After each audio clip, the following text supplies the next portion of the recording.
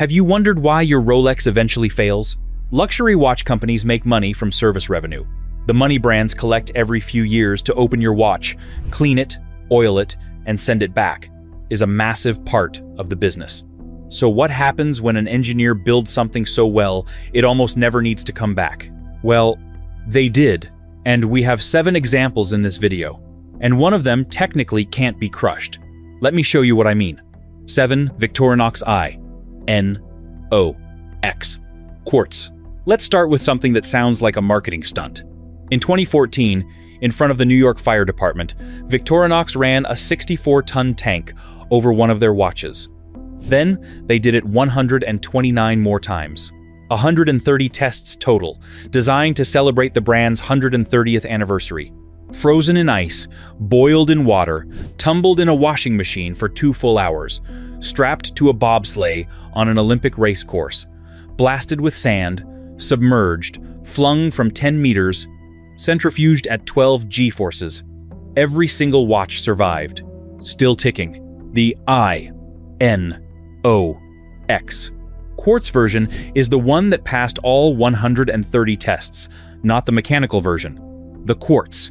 The case and movement are rated to withstand a 10-meter drop and 8 tons of crushing pressure, per Victorinox's own documentation. The operating range runs from -57 to 71 degrees Celsius, which covers everything from an Antarctic research station to a Phoenix construction site in August. But here's what the marketing doesn't explain. Why does it actually survive?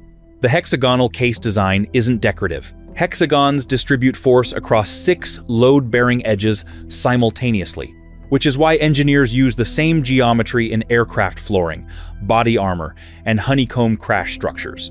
When the tank rolled over, the force didn't concentrate at a single point and shatter the crystal.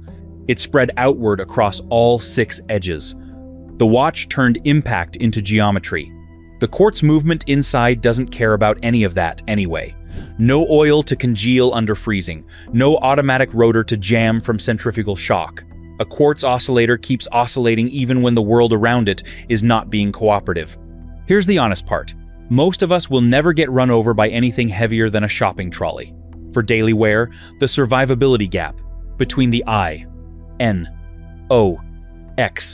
and any competent sports watch is theoretical. But the fact that the gap exists, that it passed all 130 tests, and not just most of them, puts it in a category most brands can't claim. There's a guy somewhere who wore one of these through a decade of construction sites, reef diving, and motorcycles. He never sent it for service. He probably never will. Not because he's careless, because the watch didn't ask. The I-N-O-X is not expensive by any meaningful standard. It sits under $1,000 in most configurations. What you're getting for that price isn't a beautiful mechanical movement or a storied heritage. You're getting a piece of engineering that was designed to survive things that shouldn't be survivable. Sometimes that's all you need on a wrist. Why does the I-N-O-X land at number 7 rather than higher? Because the strength of the quartz system is also its ceiling. When the battery dies, it dies. There's no photovoltaic layer to keep it running during storage, no winding rotor to keep it alive during daily wear. Battery replacement is routine, typically every 2 to 3 years depending on backlight usage. The watch survives everything except its own power supply running out. That's not a catastrophic flaw. It just means the I-N-O-X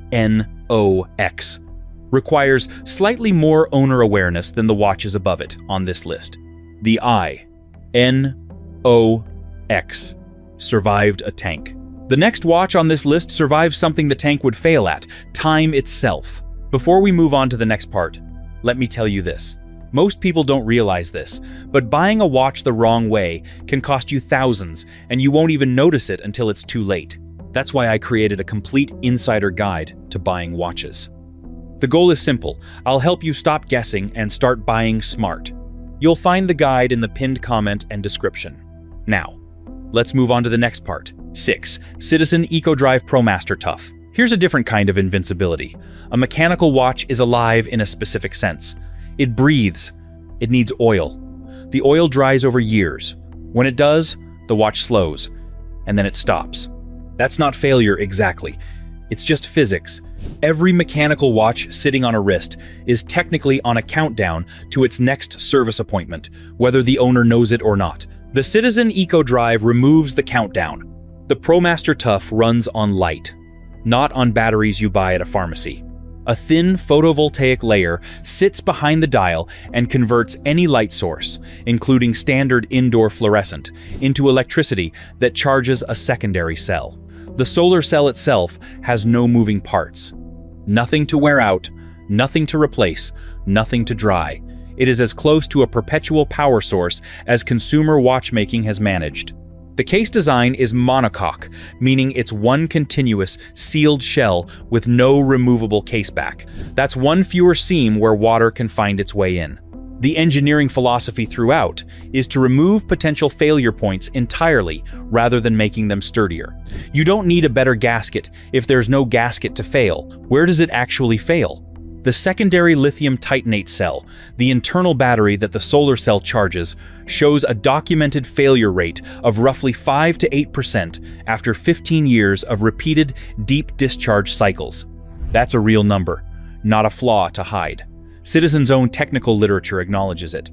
The solar cell can functionally outlast the battery it charges, so after 15 plus years of serious daily use, some owners will need one cell replacement. Here's the observation. Most Swiss mechanical watches at the same price point require a full service every 3 to 5 years. Case disassembly, movement cleaning, new gaskets, regulated and returned. Over 15 years of ownership, that's 3 or 4 services. The EcoDrive requires one cell swap. The math doesn't favor the mechanical watch. It never did. We just didn't ask the question out loud. People on WatchUseek have documented 20-year-old EcoDrive units opened for the first time by watchmakers, still holding charge within spec. The movement untouched, the solar cell doing its job exactly as it was when it left the factory. That isn't just reliability. That's a watch that kept running while its owner lived a whole chapter of their life, completely oblivious to the thing on their wrist. 20 years, one battery, 0 services. Citizen doesn't market the EcoDrive as a luxury product. They never have. It sits in that uncomfortable middle ground where the engineering is extraordinary and the brand positioning is modest. The ProMaster Tough, in particular, with its rugged case and ISO 6425 diver certification, is a working tool for people who need a watch that won't quit. The fact that it barely costs more than a weekend's groceries and will outlast most of what costs 10 times more is either a well-kept secret or something the industry prefers not to discuss too loudly. Which watch in your collection has treated you that way? Drop it in the comments. I want to know what people are actually running. 20 years, one cell replacement.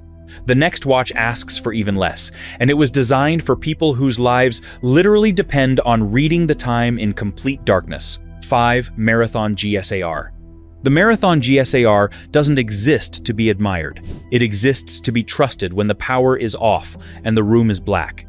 GSAR stands for Government Search and Rescue, not a name a marketing team invented, an actual military procurement designation. The U.S. Marine Corps issues this watch. Marathon manufactures it in La Chaux-de-Fonds, Switzerland, to mil-spec requirements. And those requirements are not a suggestion. When a government contracts a watchmaker, the watchmaker builds to survive operator error, extreme cold, salt water, and the punishment that comes from people who are too busy staying alive to be careful with their equipment. The movement is a Sellita SW200 automatic, 26 joules, rated to 300 meters water resistance. The case is 41 millimeters of 316L surgical-grade stainless steel with a unidirectional bezel that clicks in 120 precise detents. Standard specifications on paper. What makes this watch different is the illumination system. Self-contained tritium gas tubes line every hour marker and both hands. 15 tritium points total. Tritium is a radioactive isotope of hydrogen, sealed in tiny glass vials, and it glows continuously without any external light source. No charging required. No photoluminescent paint that fades after a few hours in a dark room. The glow is constant, powered by the isotope's own radioactive decay, and it will remain at usable brightness for up to 25 years before that decay reduces it below practical threshold. Think carefully about what that means. The Marathon GSAR's illumination system will still work in complete darkness in 2049, with zero input from its owner.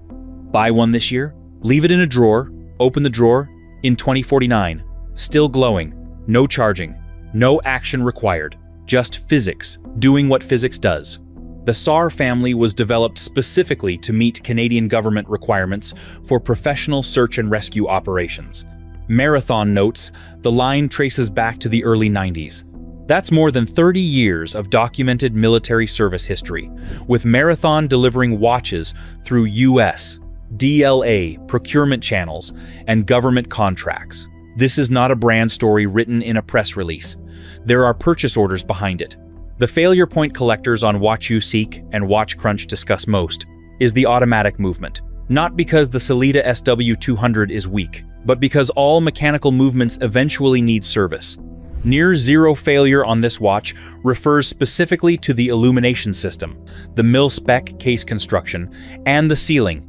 The movement is the one component that will eventually ask for attention, and Marathon's documented 20-year deployment cycle suggests the service interval is long by any standard. That trade-off is fine. This is a watch built for search and rescue divers and Arctic rescue personnel that ends up mostly on civilian wrists. The civilians get 30 years of low-maintenance timekeeping. The professionals who actually need it get a tool that won't let them down when everything else has. There's a detail in the GSAR's design that almost never gets discussed, and it's the one I find most interesting. The hour and minute hands are oversized relative to most dive watches. Not for aesthetics, because the people this watch was designed for might be reading it with cold, numbed fingers, at the surface, after a night dive, in conditions where getting it wrong costs more than a watch. The readability is the reliability. The design serves the person who needs it most, not the person who wants to look good wearing it. Marathon's tritium tubes will still glow in 2049. The next watch uses a different engineering trick, one that solved the problem causing most mechanical watches to fail in the first place. For Damasco DC-86, Ice-Hardened Series, Germany, 1994. An aerospace engineer named Konrad Damasco gets frustrated with his watch. The case is stainless steel, like everyone else's, and it picks up a scratch in the first week.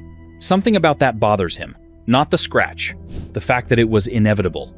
Those scratches were simply accepted as part of what a watch case is. So he builds a better material. Damasco's proprietary ice-hardened steel isn't stainless steel with a coating applied on top. It's a case steel that goes through a deep freeze hardening process during manufacturing, altering the crystalline structure through the entire material, not a surface treatment. A metallurgical change that runs all the way through. The result is a hardness of around 710 Vickers, compared to roughly 160 to 180 Vickers, for the 316L steel used in most Swiss sports watches, 4 times harder. On the Mohs scale, it sits just below sapphire crystal. WatchUSeek reviewers have run drill bits across it. The steel wins, but the case hardness is not the most important detail. Here's what is. Most watches fail at the crown, specifically at the gasket and shaft where the crown screws into the case. Heat, cold, and repeated use dry out the gasket material. Once that seal degrades, water finds its way in, and the movement is compromised.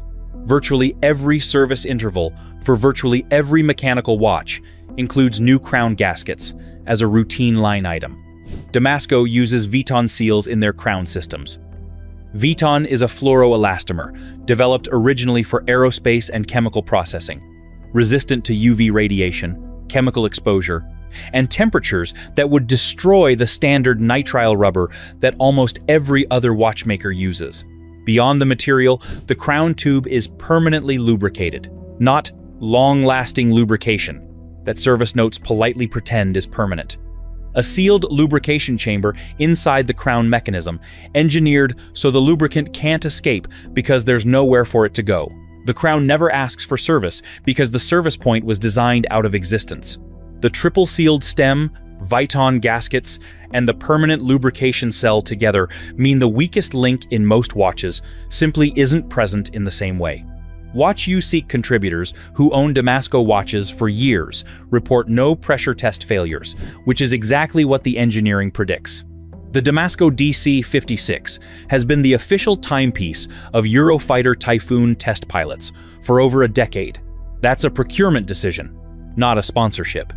Someone calculated what a watch endures at supersonic speed and G-forces that black out the pilot wearing it, and chose the Damasco. Conrad Damasco founded his company because a scratch frustrated him. 30 years later, his watches are on the wrists of people flying faster than sound. That's a satisfying outcome for a frustration. There's something worth noting about what Damasco represents in the collector community.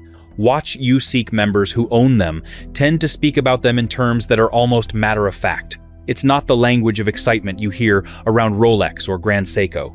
Just quiet confidence. I beat it up at work and don't see any marks on it. It gets worn and doesn't show it. That kind of testimonial. The watch doesn't make people excited. It makes them relaxed. They stop worrying about their watch. That's the whole point of the design. And it works. The DC-86 sits in the middle of Damasco's lineup, in terms of price, around $2,000 in most configurations, using the ice-hardened steel rather than the submarine steel found in the entry-level DS series. For someone who wants the full Damasco engineering proposition, the ice-hardened case and the Viton crown system together, the DC series is where to look. Damasco solved the crown failure. The next watch solved something even more fundamental, a problem that everyone accepted for decades because no one thought it was solvable. 3 Casio G-Shock DW 5600. In October 1983, a Casio engineer named Kikuo Ibe drops his father's watch on a subway platform in Shinjuku. The watch shatters. He's in his early 20s, and the image of that broken dial follows him back to his desk. He spends 2 years on a single question: why do watches break? Not how to build a stronger case. Stronger cases had been tried. He wanted to find the structural reason that impact always wins and eliminate it. The answer he found: the movement itself is the problem. Every watch breaks because the movement is fixed directly inside the case. Impact enters the case from outside and transfers straight to the movement. The movement has no escape route. The gears absorb the kinetic energy and crack. eBay's solution was simple, and no one had done it. He didn't fix the movement in place. He suspended it. The DW 5600 uses a floating module architecture. The movement sits inside a cradle of alpha gel, a synthetic polymer that absorbs kinetic energy before it reaches the movement at all. The movement doesn't touch the case walls. Impact hits the outer urethane shell, enters the alpha gel layer, dissipates, and the movement inside sees almost none of it. The principle is identical to how buildings in earthquake zones are mounted on isolation bearings. Let the outer structure absorb the shock. Protect the core. The second half of the formula is the urethane shell. Unlike rigid metal, urethane deforms on impact, spreading force across the whole case surface rather than concentrating it at the point of contact. The watch is designed to change shape slightly under force and then return. Metal can't do that. Urethane can. The result is what Casio called the 1010 standard: 10-year battery life, 10-bar water resistance, 10-meter drop survival. This was 1983. Watch USEEK collectors stress testing vintage G-Shocks from the early 90s will tell you the same thing consistently. The floating module still works. The resin bezel on heavily worn examples might show what collectors call resin rot, a gradual cosmetic degradation of the urethane around year 15 to 20. The module underneath?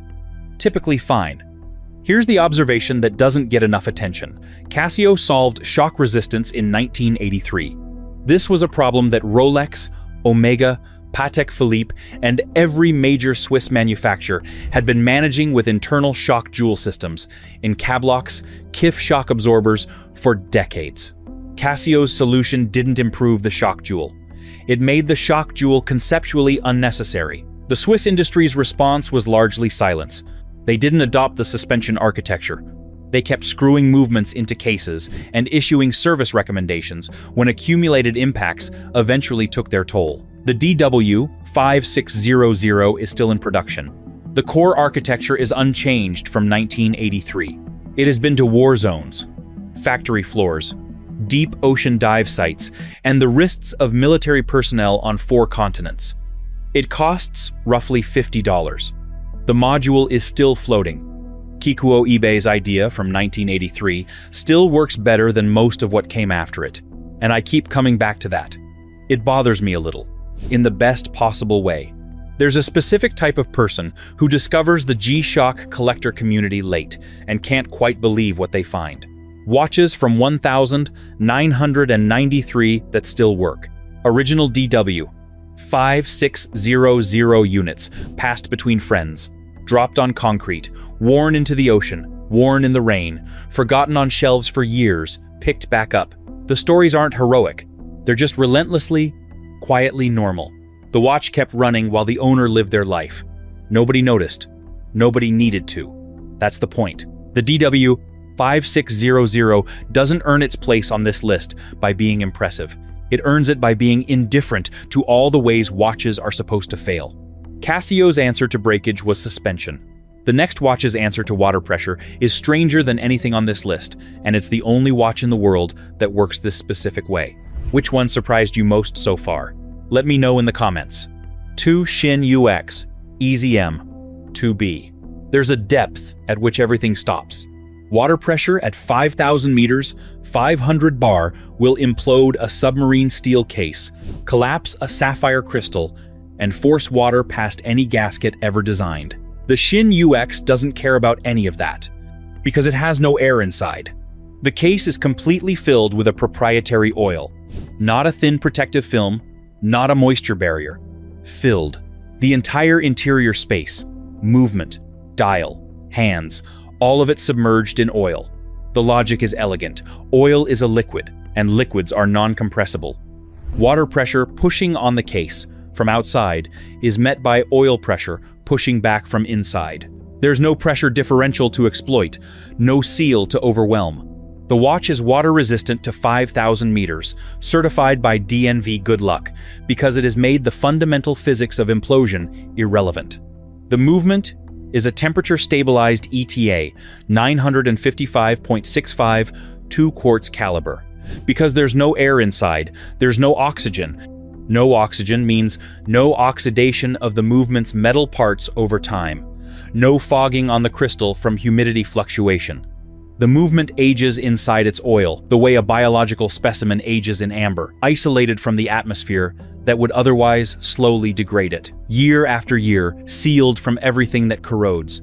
The German GSG-9 Special Forces Unit, specifically the maritime counterterrorism element known as GSG-92, adopted the predecessor EZM-2 in 2001 and transitioned to the UX when it was released. When the GSG-92 returned their original EZM-2 units in 2009 after 8 years of operational maritime deployments, Shin serviced 40 of them and released them through the German retailer Manufaktum in October 2011 as refurbished watches. Those watches needed fresh oil, new batteries, and new crystals. The dials and hands were replaced as a precaution because the older oil formulation had attacked the luminous material. But the movements? 8 years of use by maritime counterterrorism operators, and the movements were fine. The bubble. Owners on Watch You Seek discuss it regularly, and if you own a Shin UX, you've probably seen it. A small bubble floating near the dial when the watch has been sitting cold. The oil contracts at low temperatures. The membrane caseback compensates. When that membrane reaches the limit of its flexibility, a vacuum bubble forms in the oil. It disappears within minutes of being worn, as body heat warms the case and the oil expands back. Shin's R&D team explained this mechanism formally in a 2004 technical correspondence documented on deskdivers.com, responding to a detailed inquiry from the diving community. The bubble does not affect timekeeping. It indicates nothing is wrong. It's thermal physics being visible because the case is transparent at every angle. The watch costs roughly $3,200 to $3,600 in current configurations. It runs on a battery, not a beautiful Swiss mechanical movement. It is From any conventional luxury watch perspective, aggressively ugly in a way that only genuine military equipment earns the right to be. 44 millimeters of black submarine steel, a mission timer bezel, and a crown at 9 o'clock so it doesn't dig into the back of your hand during a dive. Nothing on the dial says, "Look at me." Everything on the dial says, "Read me quickly and get on with it." And it will function at a depth no human being can survive to test it. That's not a product feature. That's a statement about what the engineers actually cared about when they sat down to design it. Picture the person who actually buys this watch. They're not buying it for parties or anniversaries. They're buying it because they've thought carefully about what they want on their wrist in an emergency. And the answer they came to was something that can't fail. For that person, the Shin UX is the only rational answer on this list. It's not just resistant. It's physically incapable of being overwhelmed by water pressure. That's a different category of promise than water-resistant to 300 meters. Oil-filled, functionally indestructible by water pressure. But the watch at number 1 uses none of that technology, costs a fraction of the price, and has been the most statistically dependable mechanical watch ever produced across nearly 4 decades of continuous use. 1 Rolex caliber, 3135 Submariner, 16610. The 3135 is not the subject of loud collector debates. It doesn't appear in comparison tests between technically adventurous movements. It doesn't have a silicone hairspring, or a free sprung balance, or a ceramic escape wheel. It has none of the properties that make modern watchmakers excited. And yet, the watchmakers who have spent decades opening and servicing it will tell you the same thing, essentially without exception. The 3135 works.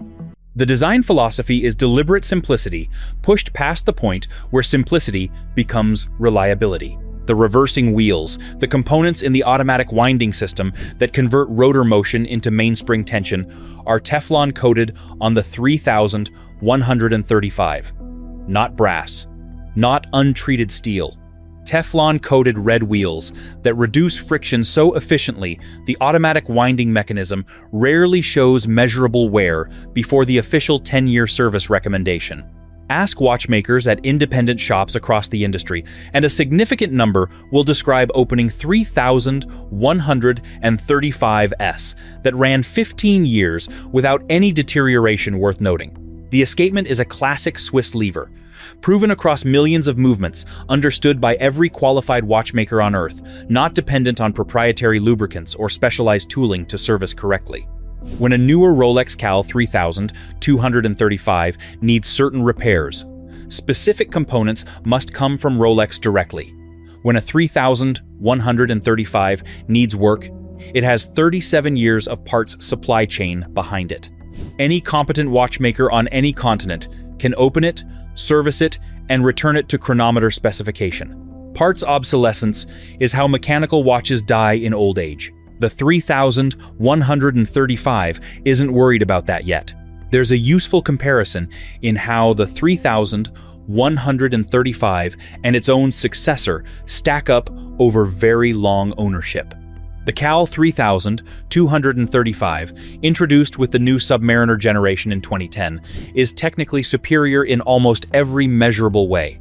The Chronergy escapement is 15% more efficient. The power reserve extends from 48 to 70 hours. The movement is more impressive on a specification sheet. But some watchmakers note a trade-off. The 3235's mainspring barrel is designed so that if the bridle needs attention, the barrel must be replaced rather than serviced in place. The ball-bearing rotor system, a genuine improvement in winding efficiency, is not end-user serviceable. Quill and Pad's comparison documented the concern directly.